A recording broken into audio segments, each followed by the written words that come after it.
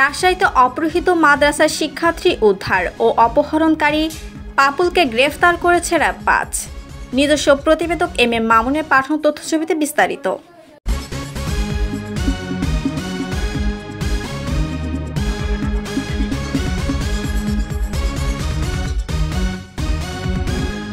রাজশাহী মহানগরীতে অপহৃত মাদ্রাসার শিক্ষার্থী উদ্ধার করা সহ অপহরণকারী ২১ বছরের শিহাবুল ইসলাম পাপুলকে গ্রেফতার করেছে র্যাব ৫-এর একটি দল।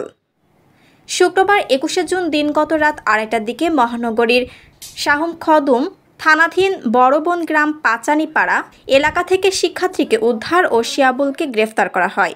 গ্রেফতারকৃত শিহাবুল ইসলাম রাজশাহীর গোদাগাড়ী উপজেলার ঋষিকুল এলাকার মোহাম্মদ মোজাম্মেল হকের ছেলে। শনিবার ২২শে জুন র্যাব ৫ রাজশাহী মোল্লাপাড়া ক্যাম্পের পাঠানো এক বিশেষ প্রেস বিজ্ঞপ্তিতে এ তথ্য নিশ্চিত করা হয়। বিশেষ প্রেস বিজ্ঞপ্তিতে র্যাব জানায়, রাজশাহী মহানগরীর বোয়ালিয়া মডেল থানা এলাকার রেশমপট্টি মহিলা ফাজিল মাদ্রাসার ১০ম শ্রেণীর ছাত্রী। প্রায় ৮ মাস পূর্বে ভিকটিম ওই মাদ্রাসায় যাতায়াতের সময় শিহাবুল ইসলাম পাপুলের সাথে বন্ধুত্ব হয়।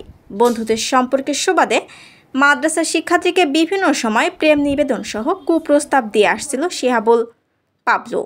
তার প্রস্তাবে রাজি না হওয়ায় ক্ষিপ্ত হয়ে গত ১০ জুন মাদ্রাসায় যাওয়ার পথে মহানগরীর বোয়ালিয়া থানা এলাকার সাগরপাড়া মোড় থেকে শিহাবুল ইসলাম পাপুল তার ২ থেকে ৩ জন সহযোগীর সহযোগিতায় শিক্ষার্থীকে অপহরণ করে মাইক্রোবাসে তুলে নিয়ে যায়। এ ঘটনায় ভিকটিমের বাবা বাদী হয়ে শুক্রবার ২১শে জুন রাতে বোয়ালিয়া থানায় একটি অপহরণ মামলা দায়ের করেন।